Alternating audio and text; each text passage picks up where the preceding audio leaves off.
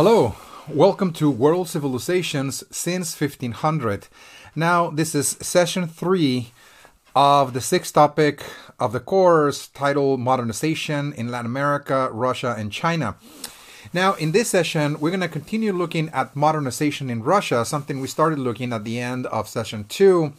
At the end of session 2, we were already looking at the imperial stage of Russian history, and that started more or less around 1480 with the rise of Ivan III and his proclamation of Moscow, which was really, again, this urban center that is really transforming itself now into an imperial capital, so to speak, that indeed this was going to be now a new center of power in Europe. He called that the Third Rome, in other words. And from this point onwards, the monarchs in Russia will now bear the title of the czar, which really, again, is really the Russian equivalent of the Caesar, of the Roman imperial title, the emperor, in other words. So we see the process of expansion into Lithuania, Poland, and other parts of what is today northern Russia as well. And this is going to be now the tendency of the Russian state to expand and control new territories. And at the same time is now really trying to take control of the economy. We were looking at that as well, trying to transform the economy to make it more productive. And this is, again, something that occurs in the 1600s when there is a commercialization of agriculture within Russia itself, due to the fact that there was now a new commercial opportunity in Western Europe as the population was rebounding from the Black Death. There's now a growing demand for grain and food products, and now Russia is accommodating to that market, to this foreign market again. So this is really the kind of early rise of what we call, quote unquote, a market-oriented economy, what today we simply call capitalism, although this is not full-blown capitalism by any stretch of the imagination, but this is really a step in that direction, slowly but surely, gradually, transforming the economy in that regard and really seizing control of mines and workshops as well, and commercial estates for the production of products for the internal market as well. Again, so really the Russian state is directing this process. Now, we can just turn to our outline. The Russian czars are also going to pursue further change within Russia. Again, they're going to embark upon a process of modernization. And this is what we're going to be looking now, in this segment, initially in this first half of session 3, is just looking at this process of modernization within Russia itself, something that gets accelerated particularly as we're moving into the 1700s, 17 and 1800s particularly. So let's begin with that. Now, this process begins, once again, this is a top-down approach. This is really something that the state, particularly the czars, are directing. Okay, so we see a series of rulers or czars in Russia, beginning in the 1700s all the way to the early 1800s. For example, Peter the Great, Catherine the Great, and Alexander II, for example, that were considered, quote unquote, enlightened despots. I mean, they were very autocratic. I mean, they really held power, absolute power in Russia, unquestionably. And they're going to a certain degree, adopt certain elements of the West, particularly certain ideas of the Enlightenment.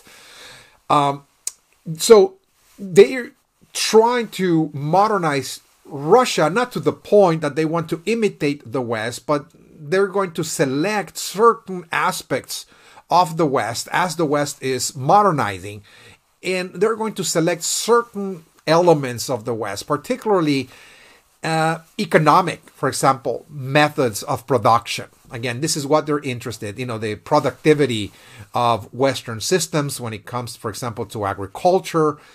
Some of them also are looking at great interest as well at mechanization, although Mechanization is going to arrive quite late in Russia, but nonetheless, they're really very interested in trying to modernize the economy, trying to modernize agriculture, for example, trying to adopt some of those methods, and also the military technologies of the West as well.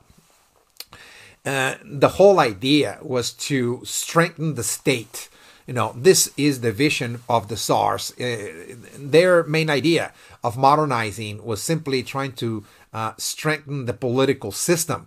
In other words, to make it better, to make it more effective in terms of controlling populations, for example, exerting more domination of new regions that they're going to expand into as well, and make the economy more productive for the state to receive more and more revenues. Again, this is what they're actually looking at, not necessarily trying to copy the cultural values, the norms, for example, of the West. They're trying to be selective, in other words. Okay? In other words, they're not really interested in adopting, for example, democracy at this point. This idea of writing new constitutions with Bill of Rights and trying to empower the masses, create a political process of elections, etc. This is something that they're not interested in, because what they're interested is empowering the state. And it is during this time period between the 17 and 1800s that we see such changes, particularly in the area of security and control. We see, for example, the adoption of certain military technologies that are going to be used in Russia for the formation of a modern police state. Again, to keep, or maintain, in this case, social order. This is something quite similar to what we saw in Latin America with the authoritarian, for example, regimes that were in charge of modernization. They were pushing liberal policies, not necessarily granting democracy to the population. They were really seizing control of the state and trying to modernize it, again, from the top down. And they created, repressive measures in many cases to quell rebellions and the like. And this is what Russia is also doing, and is really adopting those efficient methods of the West when it comes to military technology, to use them to control populations. In other words, a modern police state. Now, in the 19th century, however, despite the efforts of the czars to change Russia and trying to catch up with the West, with countries like France, Germany, England, for example, Holland, to a certain degree also the US as well, nonetheless, Russia was really falling behind, nonetheless, in this process. Okay, and this is going to be revealed to the Russian czars and their regimes. They're going to reckon that the old feudal order was still very much present and alive, and it was dragging Russia down. In other words, they're going to realize, again, that there were still many elements of the past that were obstacles to change and modernization. And, one of the critical moments for this revelation was a war that erupted in the 1850s, 1854. It was known as the Crimean War. It lasted for a couple of years.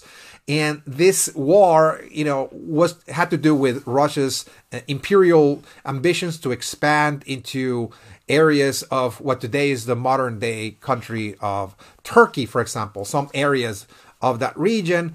And they're going to encounter opposition, not necessarily by the Ottoman Empire that was present at that time in that area, but rather opposition by the French and the British. So again, this is a war between Russia against France and Britain combined.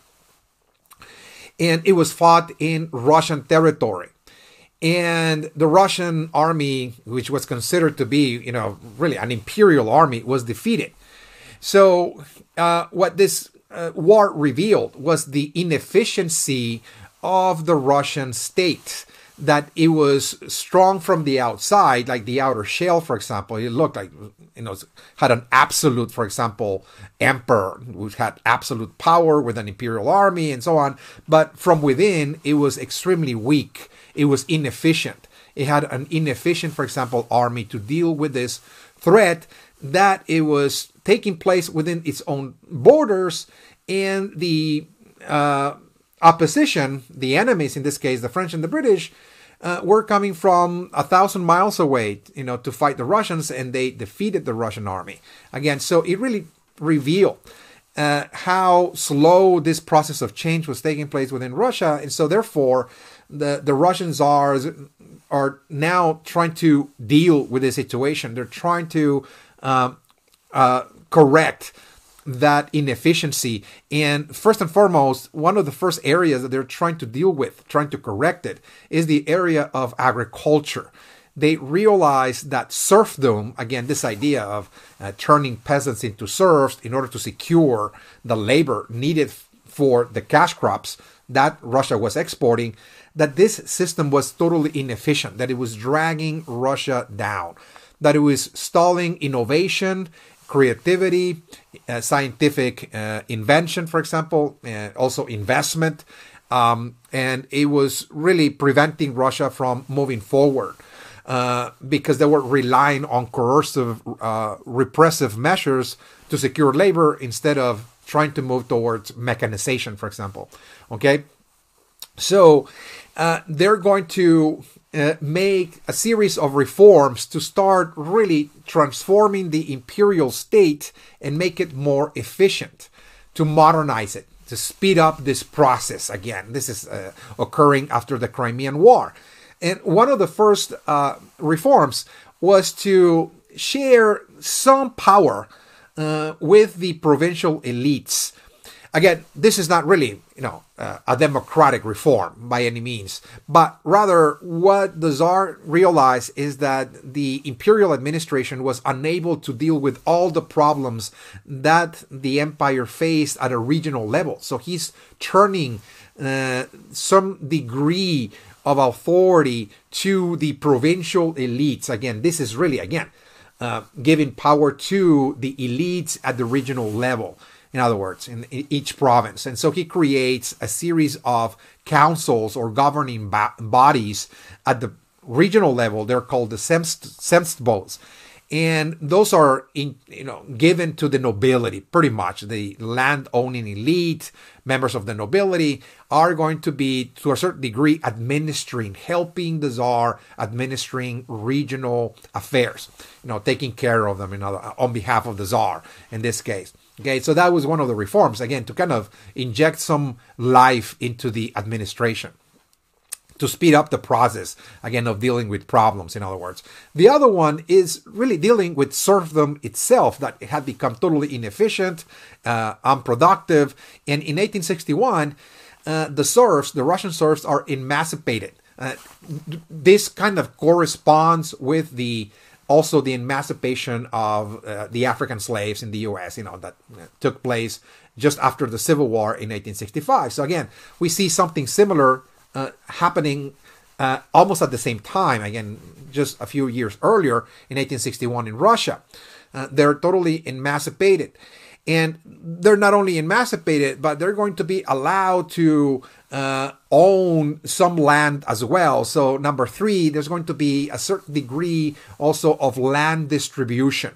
Again, this is going to provide an incentive for the peasants to become more productive, to be able to control their own land and innovate. In other words, now they're owning land and they can inject some energy, they can inject ideas as well, perhaps even bring new technologies and the like, and they're trying to revolutionize, in other words, the agricultural system. However, the Russian imperial administration feared that one of the prospects of liberating the peasants was that a great many peasants were simply going to leave the countryside and pursue a new life in the cities. And so they feared that the agricultural sector was going to suffer a massive reduction in labor force. So in order to maintain the peasants in the land, to kind of tie them in the land, was by giving the land on one hand, but also charging the peasants for it at the same time. It was almost like a forced sale. They're really forcing a land sale on them as well, that they needed in order to stay in the land, that they will be welcome to actually stay on it, but rather that they will have to pay installments, like a mortgage, for example. For 40 years, they'll have to be making payments. And that was, again, done to maintain the peasantry tied to the land, so they will continue to work the land and produce for the Russian economy. And the governing body that is going to be in charge of collecting those payments was the mayor. We talked about the mayor in session 2. Those are the village councils. Those are the governing bodies of the peasantry. They control the land holdings. This is a kind of like a peasant government, so to speak. And the land is owned communally as well.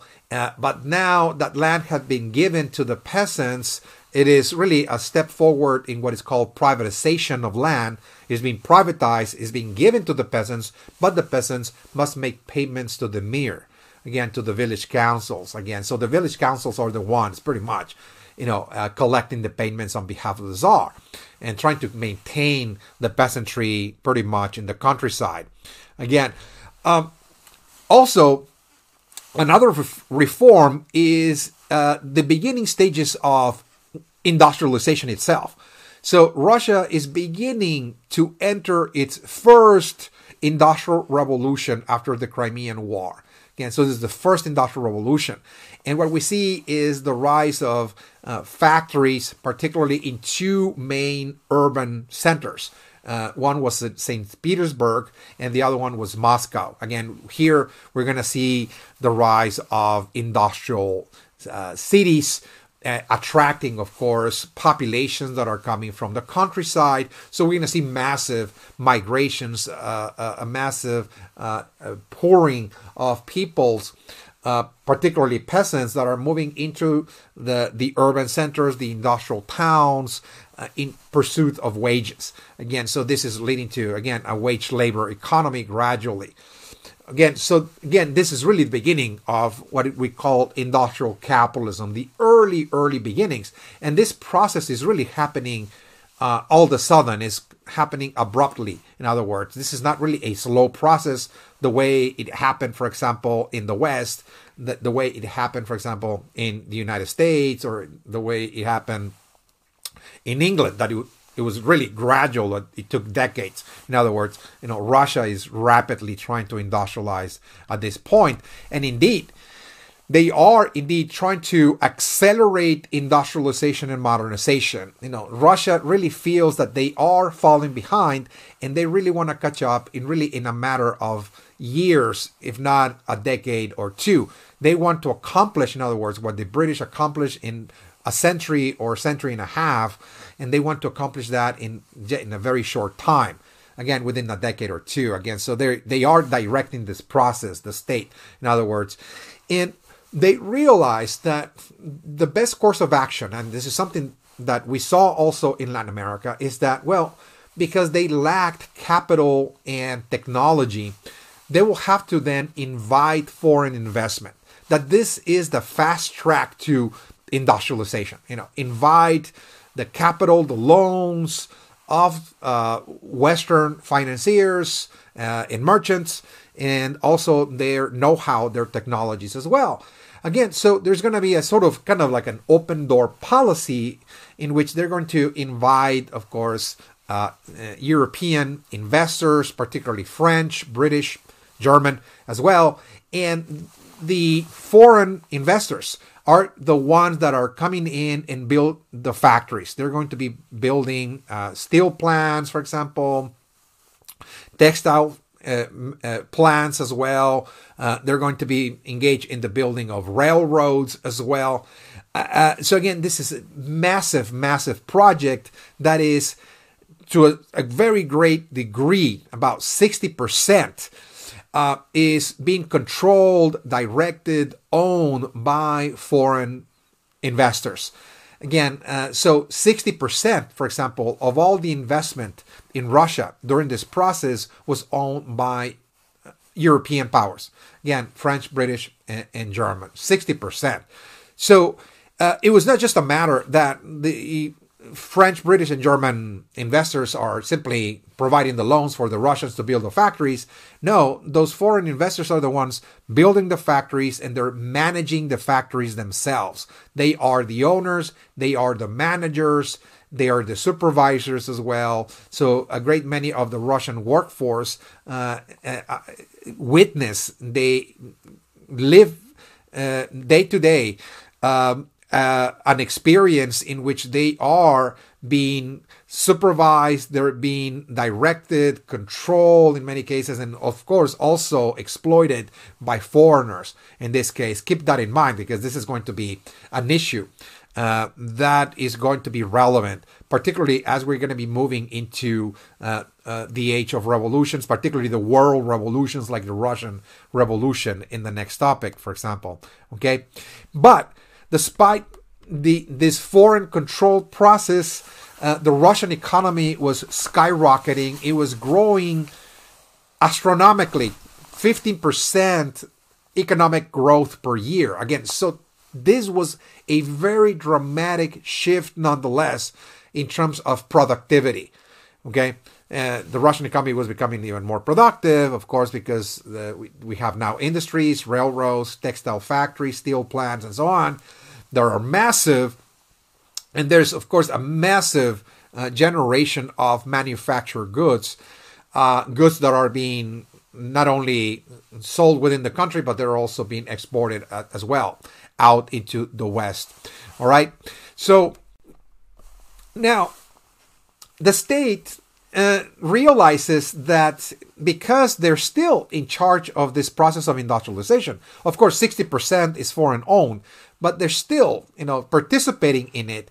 They also require injecting capital into the system as well to give it life, to fuel the system, to push it forward. And the Russian czars will have to rely on internal revenues in this case. Somebody had to pay the price, in other words, pay the bill for industrialization. And it is here that the state is going to devise a series of policies that pretty much transfer that bill to the peasants, which really constituted the vast majority of the population again. And those are policies that were crafted particularly by two main imperial administrators. Those were the kind of the equivalent of kind of like a prime minister of sorts. People like, for example, Serge Whitey and Peter Stolypin, who were directing Russia's industrialization and devising policies to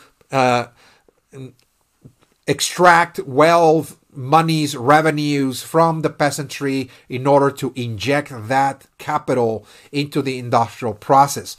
For example, some of the policies that they implemented, which were rather unpopular, and those policies hurt directly the peasantry, were forcing what is called forcing grain sales. That is to say that they forced the peasants to sell their grain to the state at a very, very low price for the state to then turn around and feed the growing populations in the industrial cities to make sure, again, that the urban dwellers will be fed, but at the same time to sell that food at a higher price in order to extract revenues.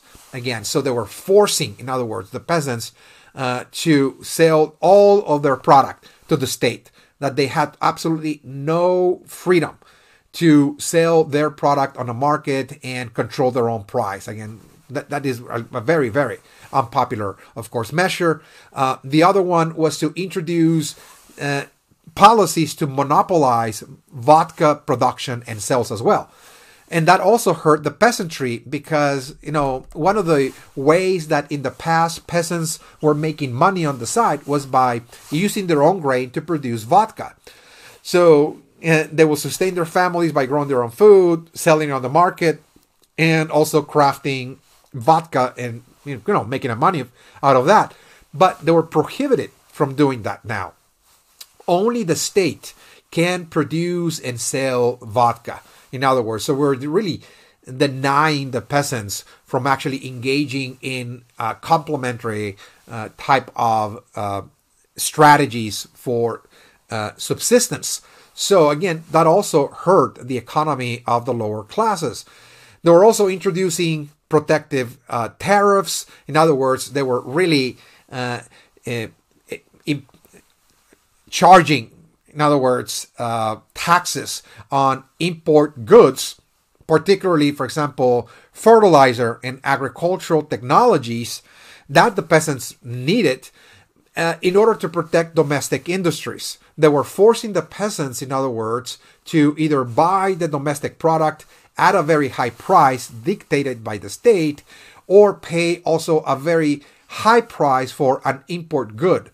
Again, like fertilizer as well. Again, that's a protective tariff. You need to protect your own domestic industry. So you exact, for example, import duties on products that are produced within the country in order to force people to actually buy the domestic product. Okay, so again, this really elevated prices overall in terms of, once again, tools, technologies, fertilizers that the peasants require. So the peasants were really forced to pay those high prices.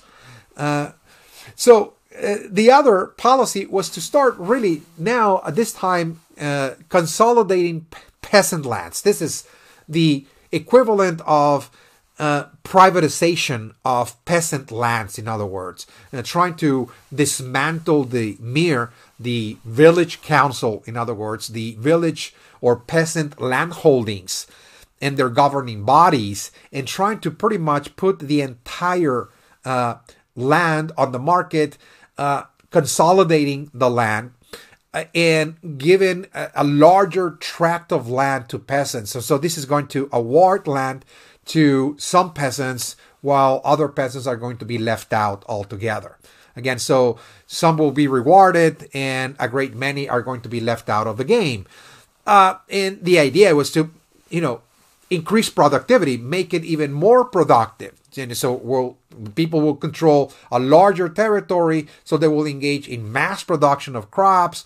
But once again, this really curtailed the interest of the peasantry as a whole. Again, it benefited just a few.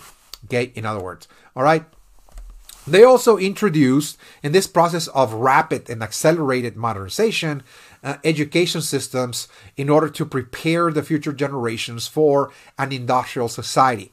Again, trying to educate them into physics, mathematics, for example, engineering, chemistry, and so on. The hard sciences, so to speak, in order to train the new scientists of the future. So they will innovate, in other words. So they will participate in this process of change.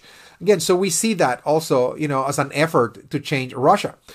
Last but not least, there's also going to be massive, of course, imperial expansion, particularly moving east. Russia is going to be expanding across what is called Eurasia, moving all the way to the Pacific Ocean. Again, so this is a massive, massive expansion that Russia is embarked upon. Again, and this provided, of course, a total new opportunity for industrialists and merchants to expand eastward in pursuit of resources, mineral wealth, and new commercial opportunities. again, there are vast resources, mineral resources, etc. Again, in Eurasia, and of course the possibility of also establishing a series of ports in the Pacific coast for international trade as well. During this time, also Russia was being given certain concessions in China as well as part of the treaty ports that we talked about previously. The rights to trade in China. So they were embarked upon this process of connecting those eastern provinces with the western section or the western wing of the Russian Empire. So they were building the Trans-Siberian Railroad. Again, really trying to connect all of the important provinces and the important urban centers and also mining centers as well, ports together. And of course, merchants and investors were moving east in pursuit of new opportunities, to open up mines, businesses, shops, etc., grocery stores and the like, to provide services, goods, etc., to the populations that were migrating to the east. This is something similar that was occurring in the United States when the United States was growing westward, again, into the Great Plains, for example, populating the American Southwest, building the Pacific railroads, building railroads all the way to the Pacific Ocean as well. So there are parallels as well taking place both in Russia and in the United States. Okay. Now, at the same time that this process was unfolding in Russia, we're also going to see some changes in the political order. Not a great deal, because remember, Russia is through and through an autocratic state. It is an absolute monarchy. The Russian Tsar is really the absolute ruler of the regime, and he shares very little power, if any, with his subjects. I mean, we looked at, for example, the creation of those censos, the provincial councils that the Tsar awarded to the provincial elites to kind of make the administration more efficient. But beyond that, the Russian Tsar is really in charge of the imperial state, is in charge of the economy, is in charge of the political order, is in charge of legislation, is in charge of all the provinces and the economy, is really, again, in control of everything, unquestionably. However, his autocratic rule is going to be significantly challenged. Part of that had to do with two main issues. One is, of course, the rise of a middle class, in Russia. And that had to do with, of course, with the rise of commerce, with the rise of the industries that we looked at, for example, merchants, investors, and the like. But also there are people that are coming out of those education systems that we talked about that are highly educated. They're working for the state, and in many cases they're working in the educational systems as well. And they're really becoming more and more critical of the political system in Russia. That is highly centralized and that is very inefficient, but also they're paying attention also to the plight of the peasants, how they're being dispossessed of their lands, how they're paying the price for industrialization, but also the plight of the industrial workers as well in St. Petersburg, for example, or Petrograd, in Moscow as well. There's, again, the working conditions of the working class are horrible, low pay. They're working for long hours, 12, 14 hours a day, and the management are foreigners as well. So this is, again, breeding discontent within Russia. So we see, as I mentioned, again, first, the intellectual class, the middle class on the rise. That's one factor that is growing critical of this process of modernization. But also, as I mentioned, the working class itself is becoming highly organized by this time. They're forming syndicates, for example, what we call unions, for instance, in order to combat the management class, most of whom are actually foreigners. And they're going to demonstrate their discontent in 1905. The workers, in this case, they're going to, in the city of Petrograd, stage a massive uprising. They're marching into the royal palace to appeal to the Tsar for help. After all, the Tsar was seen as a paternalistic figure, like a father figure, in other words, that was to protect the subjects from harm. And so Russian workers marched to petition the Tsar to intervene, in other words, to improve their conditions, to introduce reforms. And when they approached the palace, again, in 1905, this is called the Revolution of 1905. It was workers' unrest, a massive uprising. It was also called Bloody Sunday because even though the Tsar was not there at that moment, the royal guards moved in with their cavalry and opened fire on the crowd, killing hundreds of people. It was really a massacre, in other words, trying to disperse the crowd and so on. So again, this really created a rift in the political order. You know, people are seeing the Tsar as oblivious, far removed from the concerns of the masses that are suffering. In other words, that he is pretty much detached, totally in his own world, and this is going to create further discontent. And of course, before this turns into a real massive revolution, the Tsar is forced to grant certain concessions for change, certain reforms. So the following year, he introduces a series of legislations called the Fundamental Laws in 1906, whereby he creates an alternative complementary governing body called the Duma. The Duma is like a national assembly, you know, the equivalent of what could be seen as a parliament or a national assembly of sorts. But this was not really a democratic elected body. I mean, it was largely still a body that was in control of the nobility and the upper middle class. So it was a very elite type of group, in other words, that is supposed to share power with the Tsar. So the Tsar is no longer this absolute ruler of the realm, because now there is a kind of governing body that is going to be in charge of legislation. But nonetheless, the Tsar, under the fundamental laws, he's still pretty much directing the process. Okay, he's pretty much still in control of Russia. This is really leading to what is called an authoritarian constitutional monarchy. It has a constitution, it has a national assembly, but it's still very authoritarian in that the Tsar continues to be pretty much in charge, again, of the state. Okay, so again, this is, in a sense, the transformation of Russia. It is really state-led modernization. The masses are pretty much being dispossessed, particularly the peasantry. They're paying the bill for industrialization. We see, of course, a movement towards industry and reform.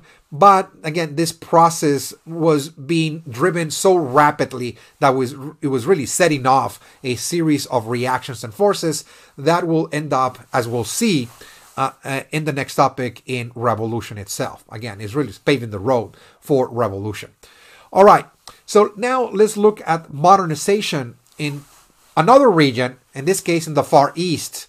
Now we're looking at China. Okay, and just like we looked at Latin America and Russia by looking first and foremost at their feudal legacy, meaning what was China like before modernization, you know, how was it constituted, what kind of political system, economic system, and so on, what kind of culture it had, you know, in this case, feudal, traditional. So we'll be able to understand the factors that led China to change, and also what elements within Chinese society were changing as China entered the process of modernity, what elements were changing and what elements were maintained as well. Because this is a very, very conservative and highly, highly traditional society and civilization, more so than all the other civilizations we have looked at. As a matter of fact, China can be seen as the oldest civilization in existence today. It is really a millenarian civilization that goes back thousands of years into the past. It has had the longest historical continuity in the world, meaning that the Chinese language, Chinese philosophy, Chinese cultural norms and traditions, their way of looking at the world, their social organization has pretty much remained for at least 3,000 years, at the very, very least. Some historians push, of course, that date even further, much further into the past. They will say that is really 5,000 years old. If you look at, for example, Chinese calendars, Chinese calendars, again, are already in the 5,000s, for example, whereas in the West, our Christian based calendar, we start counting from the birth of Christ all the way to today, because that's the contemporary era according to the West. But China began counting time when they started civilizing. And that really goes back in time about 5,000 years. But it is really a civilization that kind of consolidated to a certain degree around 3,000 years ago, about 1,000 years before Christ. It was already a very well-established society with very clear norms and features and characteristics that we can identify, in other words. Okay, so what are those key components or characteristics of Chinese civilization that are central for understanding the conservatism, in this case, of Chinese culture? This is something, again, that the Chinese valued more than anything else, or they were really preserving their traditions as much as possible. This is a society that found inspiration, again, in their own culture, in their own traditions, in their own ancestors, in their own ancestral past. They were not really trying to change much, their societies.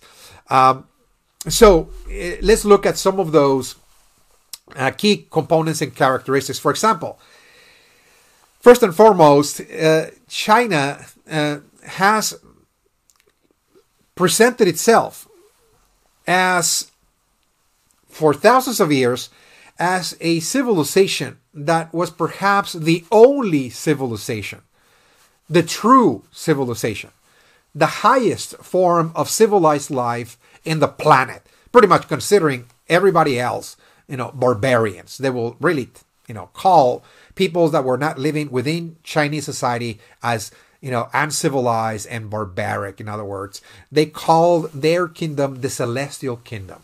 Okay, it was also called the Middle Kingdom. Again, so for a long, long time, people living in this part of the world didn't call this part of the world China. And this is something that will be called when China becomes an empire. With the Qing dynasty, again, Emperor Qing. It is from the Qing dynasty that unified all the regions of China and centralized them, that gave China its name. But for thousands of years, the Chinese people have considered their kingdom to be celestial, meaning that it came from heaven and that it stood in the very middle of the world, that they were in the center of the world. It was called the Middle Kingdom. Again, Middle Kingdom. This is not geographical. This is, again, the idea that they were really at the very center of history, in the very center of the world, pretty much, again. So this is very important because, this is going to provide us clues as how the Chinese people perceive their own culture. They perceive their culture as special and be derived from the celestial beings that gave China its civilization, its tools, its agriculture, its form of government, and so on. So it is here, again, number three, that we see another key element of Chinese civilization, and that is its form of government. That across millennia, China has been governed by monarchs. Again, this is the millenarian political institution per excellence.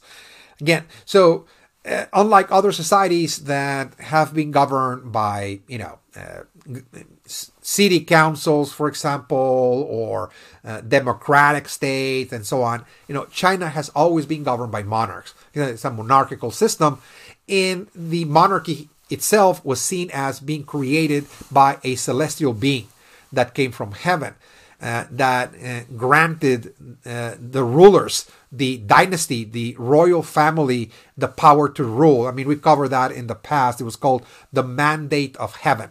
The right to rule came from the sky, from the celestial gods, blessing the royal family. And when things were going okay, when the economy was prospering, when the kingdom was defended from foreign invaders, when society was stable, the mandate of heaven was sustained. But when things went wrong, again, when there were foreign invasions, loss of territories and the like, again, it was a sign that the mandate of heaven was being removed from the celestial gods, and so it was time to change the dynasty nonetheless. Again, but the role that the monarchs played in Chinese society was like a father figure, something we covered in the past. It was a very paternalistic kind of institution. Chinese society is based on kinship, clans, in other words, extended family groups in every region, and they see themselves as connected in terms of sharing common ancestors. And the royal family is considered to be really like the ultimate supreme father figure of a large family that is China. Okay, that is China. Okay, so this is extremely important, how Chinese society sees its own political institutions, that, the Chinese monarch has to protect the people, has to oversee the welfare of the population, because this is part of the mandate of heaven, in other words. Okay, now, number four, another critical issue of China has to do with the clan patriarchs.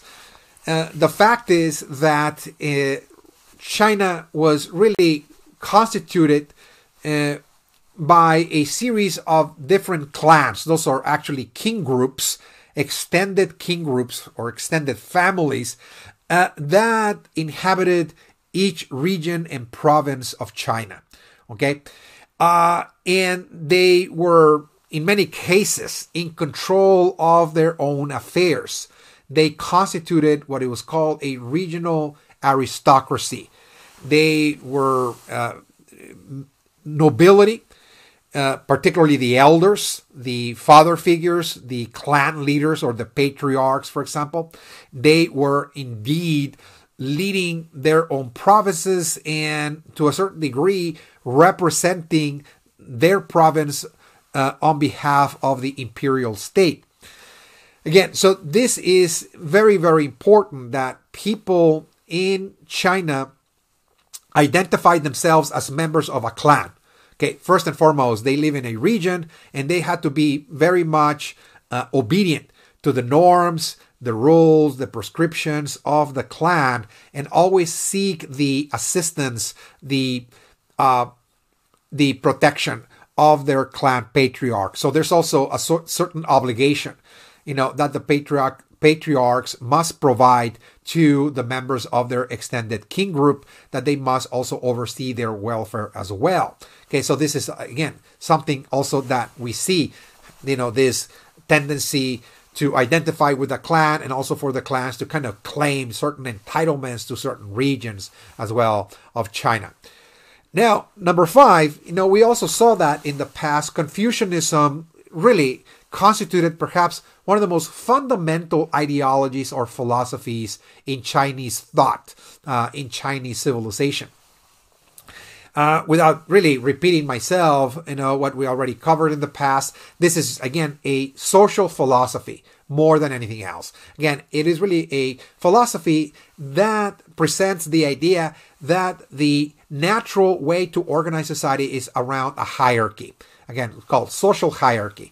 That China is a gigantic hierarchy in which people are divided into groupings which are stacked one upon another, going from the peasantry all the way to the clan patriarchs, which are the landowners, and from the landowners, the imperial administrators, and at the very, very, very top, of course, the monarch himself, or the emperor, in other words, okay? And that this is the natural order, and that people needed to obey their betters. They needed to respect their betters. That this is going to create social cohesion and also social order, which is fundamental, again, for maintaining civilization. So again, this is going to be fundamental in the way the Chinese see themselves, how they think about their own society. Again, it's a highly, highly conservative, again, worldview. Again, that this is the order. We need to respect our betters, our elders, our fathers and mothers, grandparents, and so on, our emperors, landlords, and also pay homage to the ancestors as well, the people that came before us. Again, to strengthen the family ties, the family bonds, and to strengthen also society at large, to bring it together, to glue it together. Okay? So again, this is fundamental for understanding, Chinese civilization. Now, another aspect of Chinese society is the bureaucracy. Again, we talked about briefly in the past. The fact is that at some point when particularly China becomes an empire in the year 220, thereabouts, 222 BC, when it was unified as an empire, it required really an administration to really provide governance, cohesion to the empire. It was really impossible by the emperor himself to delegate orders and to enforce everything and to write legislation and to handle the economy, to handle the hydraulic systems, the irrigation systems and the like all over the empire, judicial matters and the like. It was really, again, monumental work. So he required assistance. And so what we see is the formation of a bureaucracy that are going to be drawn from the land-owning class, to kind of share power with them, in other words, the regional clans in this case, to kind of bring them into the imperial administration to provide cohesion. We see the formation of a Chinese bureaucracy in that the landowners are entering now the bureaucracy. They're being trained.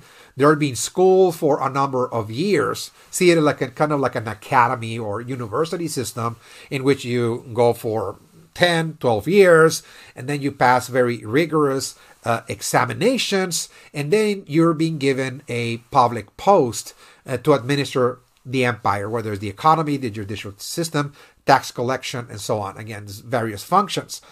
And those were known as the mandarins. Again, the mandarins. Again, so this is an innovation. It is considered like a kind of technology of sorts that China innovates even before the birth of Christ, and that is going to evolve even further as we're moving into the contemporary era. This bureaucracy is going to be expanding and is going to be improving its system of administration and examinations.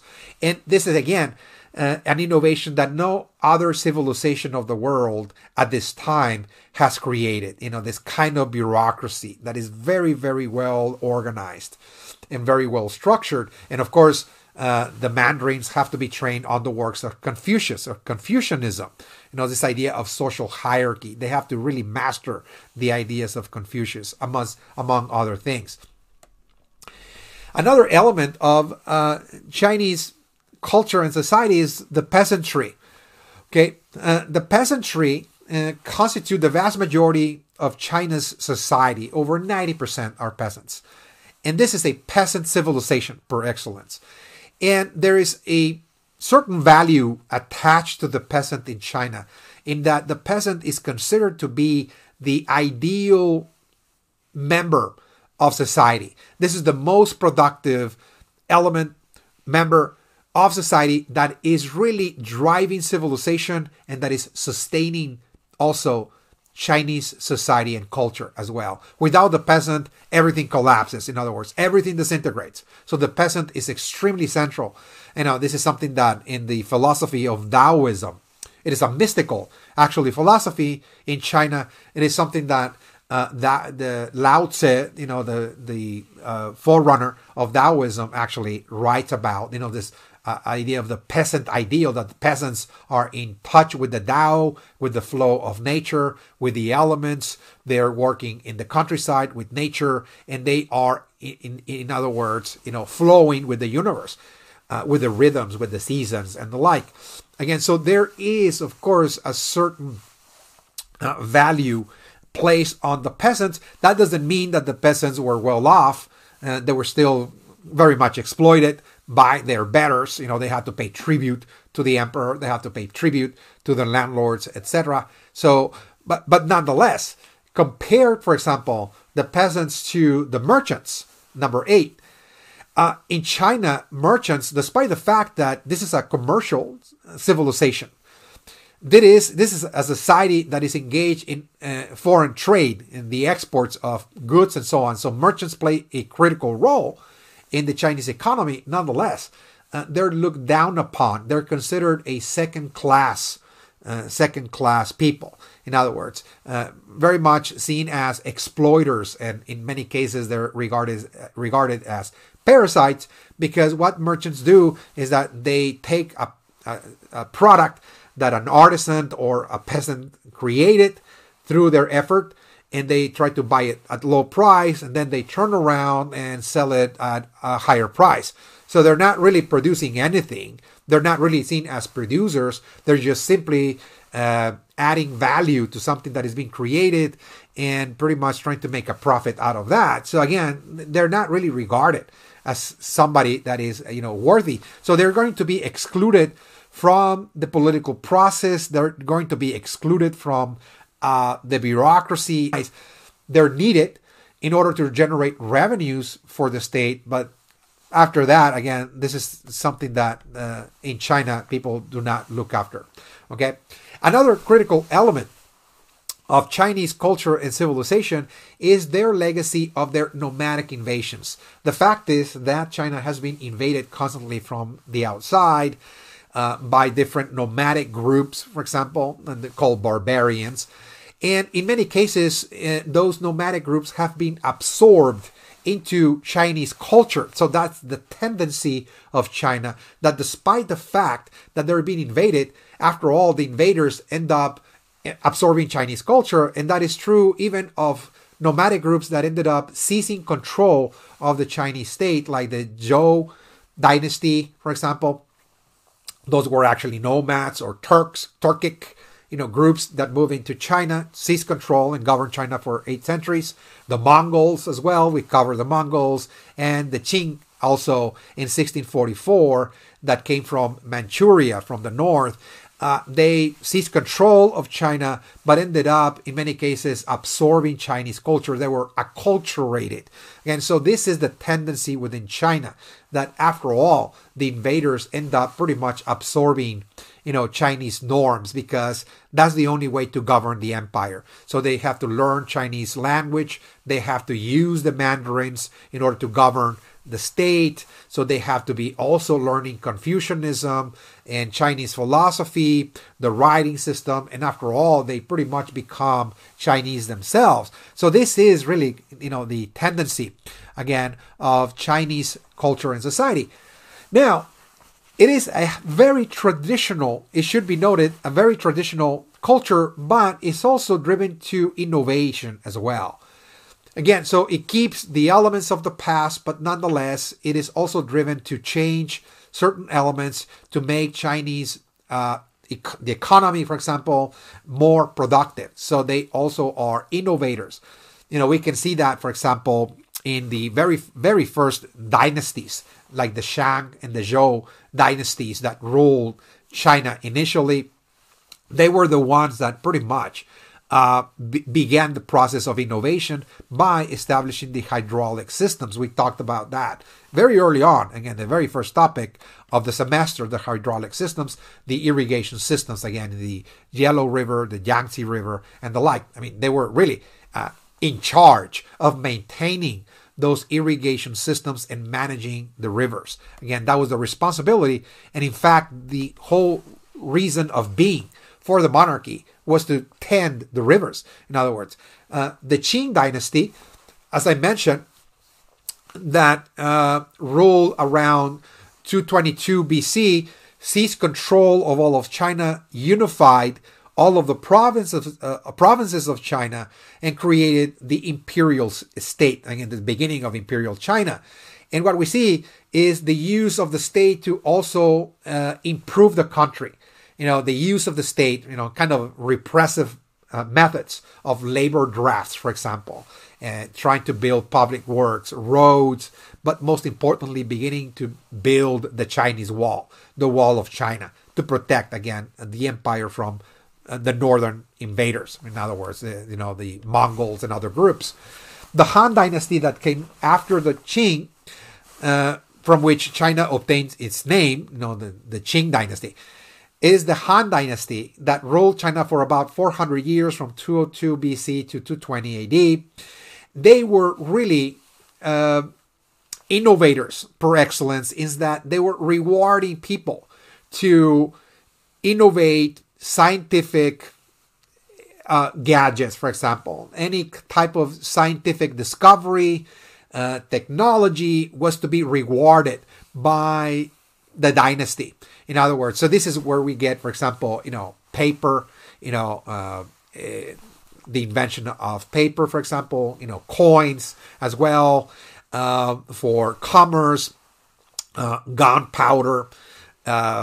We see great developments taking place. The compass or magnetic needle, for example, was innovated during this time as well. So we see a kind of mini scientific revolution taking place during the Han Dynasty. So they're really also driven to innovation as well.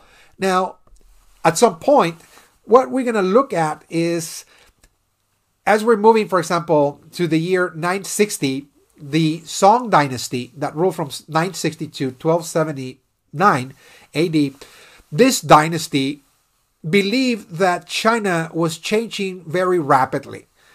It was a lot of innovation, in other words, and also that there were a series of nomadic groups that have been integrated into the empire that had not yet acculturated to the Chinese way of life. So we're going to see the tendency to return to the past, to see the past as the golden age of China. Okay, so the Song Dynasty was trying to return China to classical civilization, to undo all of the customs, norms that were absorbed from the outside, to reject them, and for people to return back to the classics, to Confucius, for example, to worshiping the ancestors and so on, keeping traditions alive and the like. So there's a tendency, again, in China to move back and pretty much retake earlier practices, in other words, and ways of thought.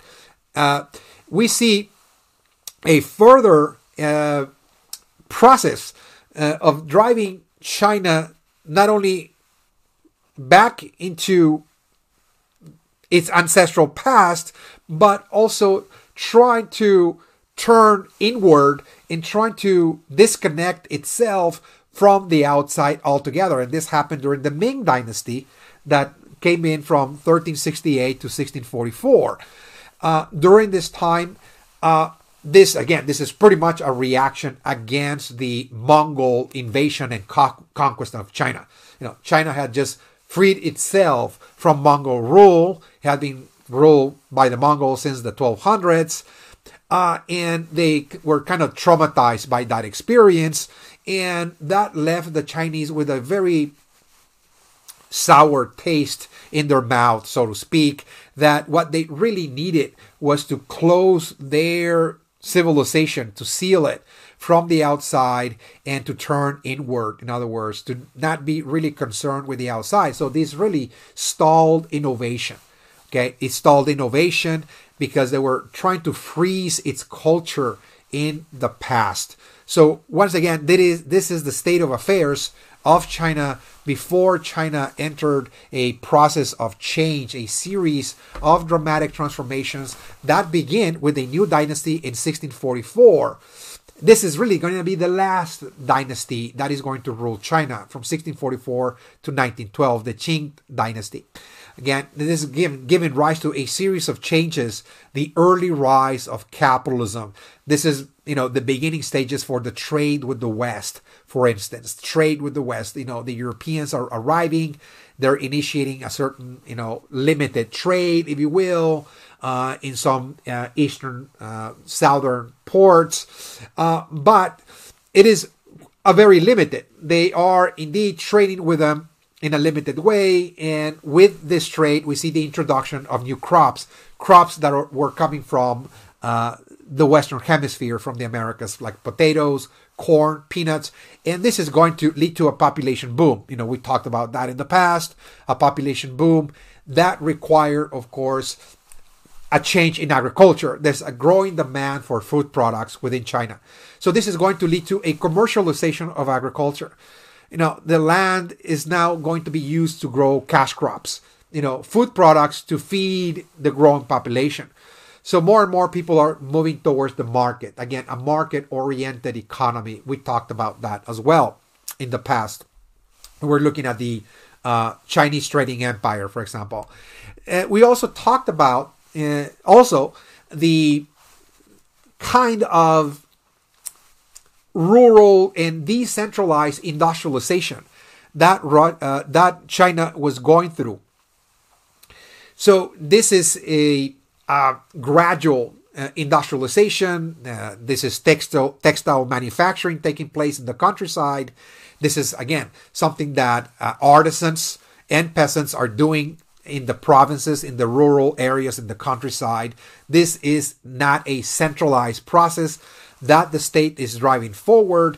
This is placed in the hands of the peasantry and the artisans. So despite the fact that this is leading to industrialization, it is not mechanized. This is very important. And also the other significant component of this is that we see the absence of an industrial elite class. Again, this is very different from, England or the United States, what we see, for example, the rise of tycoons, business elites or industrial elites that are controlling huge industries, for example. Again, this is not really happening yet in China. Okay, it's not happening yet. Now, number 3, we also see the arrival of the Europeans. The Europeans are considered, just like any other group, an outsider. They're considered barbarians. The arrival of the barbarians, for example, they're arriving in order to participate more and more with the Chinese trade. And this is, of course, creating, to a certain degree, certain interference. We looked at that again in the past, when we looked at European colonialism, when the British interfered by trying to import opium into China. Again, I'm not going to re-explain all of that. Again, so that led to a series of wars called the Opium Wars in 1839. They were short-lived. The British already used their new technologies, their warships, to overpower the Chinese imperial forces, and it forced the Chinese imperial state to open their doors for the British to start controlling certain ports, particularly Hong Kong, for example, and opening other ports for British merchants as well. In a second wave of Opium Wars in the 1850s, China once again lost those wars, and it was forced to concede a series of ports to Europeans, particularly, German, French, British, Russian, for example, and award a series of ports to the Europeans. That was part of the so-called treaty ports of the 1860s. And again, the Europeans are controlling those ports in order to import their manufactured goods. They're dealing with the problem of overproduction. The Europeans, they have a surplus of manufactured goods that cannot be sold in Europe, and they're pretty much bringing those manufactured goods into China. Again, and they're being given spheres of influence as well, where they're going to actually sell their products inside of China. So again, this is not outright colonization by any means, but the Europeans are taking charge of the Chinese economy slowly but surely. There is a growing Western influence in terms of the Europeans bringing in cultural ideas. They're bringing their own languages, their own dress styles and so on, customs, and also Christian missionaries. There are thousands of Protestants and Catholic missionaries trying to convert the Chinese population to Christianity, because this was part of the so-called cultural imperialism that Europe was embarked upon as well. So there is a Western influence, and it is a kind of modernizing to a certain degree, because it's Westernizing Chinese society. Now, this is going to lead to further changes, like the rise of the Chinese business class, for example. Within China, there are going to be middlemen known as compradores, for example, that are going to deal with the European merchants. They're going to take products manufactured or grown in China, and they're going to trade it with the European merchants. And of course, they're going to rise in prominence. They're going to become extremely wealthy in the process. So the merchant class is growing. They're no longer seen as just insignificant. They're really acquiring economic power, to a very high degree. We see also European, along with Chinese businessmen, owning factories and opening factories within China. So this is speeding up also industrialization to a certain degree. And with that, of course, the population booms. There's a growth in population, and that leads, number 6, to the commercialization of land and agriculture. There was a need to commercialize all agriculture and to turn the land to the market. In other words, to sell it, to privatize it. So there are large landowners, there are merchants, and some peasants that are becoming, of course, now commercial landlords, and they're growing now cash crops for the market to feed the growing populations in China that are reaching about 460 million at this time. So there's booming, again, population. Now, China will attempt to modernize just like Russia. And they're also, just like Russia, trying to adopt the material benefits of the West, while at the same time trying to retain the cultural norms and traditions. Again, the material benefits of an industrial economy, but within a traditional setting.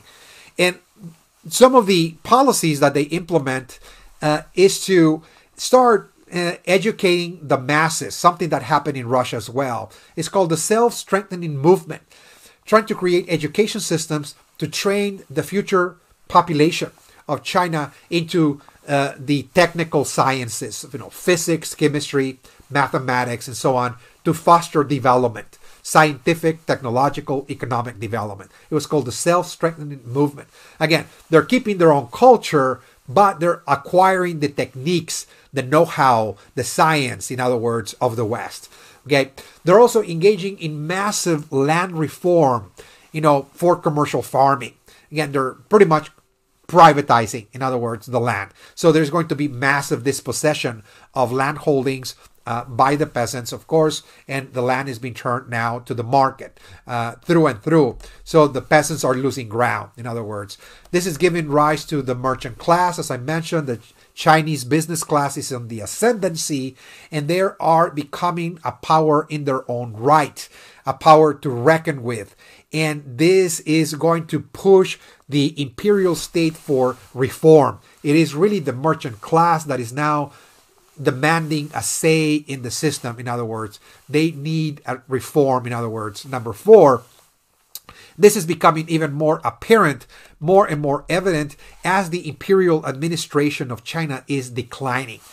The fact is that this bureaucracy that had been formed, in the past, that has lasted for millennia, is becoming more and more inefficient. The scholarly gentry, the mandarins, for example, because in the West, people receive specialization, in the judicial system, legal system, in the economy, for example, engineering, and so on. While the mandarins are not specialized, they handle everything at once, one size fit all kind of deal. So they're very inefficient. In other words, they need to specialize. They cannot really administer a modern bureaucracy. And they're also growing quite corrupt because a great many bureaucrats are making deals with landowners in order to take over peasant lands as well. Again, they're taking bribes, or in many cases, they themselves, end up owning land as well. They're using the power of the state, in other words, to take over the peasant land holdings. Again, so the peasant is losing ground. The emperor, the power is weakening because people see that the Europeans are taking over the economy, and they lost the Opium Wars, and they conceded territory. They're losing sovereignty. And now they're facing rebellions in the countryside. There are massive rebellions, and the emperor cannot deal with the rebellions. Again, he cannot really deal with those uprisings himself. So we're going to see the rise of warlords. Those were actually, military generals and landowners at the regional level that are now doing the job. They're combating, in other words, the peasant rebellions, quelling them, and in the process, they're really reasserting their regional power. Again, those are like the patriarchs, in other words, of the clans at the regional level, that they're reasserting power once again. They're taking power from the state, in other words. So again, the state has become so weak that in 1911, there's going to be a series of military coups, political instability leading to a revolution itself in 1911, and the last emperor steps down. Again, this is the end of the celestial kingdom. The dynastic history comes to an end in 1911. The emperor steps down, and now we see a kind of vacuum of power of sorts in China, in that we don't see very clearly who's going to lead the country, even though it has a president in charge. That president was also very weak because now China is being divided between two ideological camps, the nationalist and the communist. The difference is that the nationalists want modernization, they want industrialization, they want change, and the communists want to kind of return to the past and empower the peasants and drive out the foreigners. In this case, okay, that is really, again, something that we're going to cover in greater detail, in the next topic. But nonetheless, last but not least, in 1925, finally the nationalists seize power, and what we're going to see is pushing China very rapidly to industrialize and modernize. Again, this is when a military general, Chiang Kai-shek, a nationalist, seizes power in China, and he's now using the state to drive China forward as rapidly as possible. He's going to use, of course, the assistance of foreigners, foreign investment, that are going to inject capital and technology into China to build railroads, factories, roads, etc. And again, this is going to accelerate the process of change, while at the same time, this is going to disrupt, of course, conditions in the countryside, and this is going to destabilize Chinese society even further, to the point that this process of rapid industrialization and modernization is going to push China to revolution, something that we're going to cover once again in the following topic again. But nonetheless, again, this is something that we'll be looking at as a whole. The summary point is a series of feudal societies, whether it's Latin America, Russia, and China, that have a long-standing tradition of being centered in the countryside, for example, and being governed by monarchs and landowners. In many cases, the church also is empowered and very traditional. And that at some point, as we enter modernity around the 16 and 1700s, those societies are in transition. The forces of capitalism, for example, and the liberal ideas of the Enlightenment are going to play a key role in trying to push those societies towards a market economy. In other words, that instead of people simply subsisting from their work and paying tribute to a landlord or a chief or a king or etc., a religious figure, they're going to start using the land in order to make money, in other words, or to produce something for the market to make money, in other words, some market economy for profit, in other words, okay? In those regions, in those very feudal traditional societies, what we see is that this process of modernization was led by the state. It was state-led. In many cases, it was a very, what is called authoritarian modernization, in that the liberal ideas of the Enlightenment centered on liberal democracy, human rights, elections, for example, representative government. Those ideas are going to remain very, very limited. They're not going to be central in this process. It's going to be a more of an economic modernization that is going to privatize peasant land holdings. So this is going to lead to an assault on peasant land holdings. They're going to bear pretty much, the burden, again, of the change. They're going to be paying the bill, in other words, because they're losing the land. Well, at the same time, the state is coercing them to participate in those enterprises where there's mining, commercial agriculture, for example, factories, pushing them into those enterprises by force, coercive labor practices like that debt peonage, for example, labor drafts and the like, for example. Okay.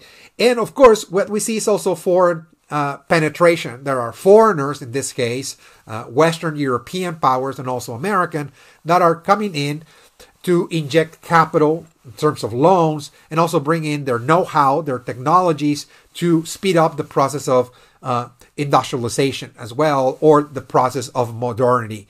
Again, in Latin America, we saw that in Mexico, for example, in Chile, in Argentina as well, and Guatemala.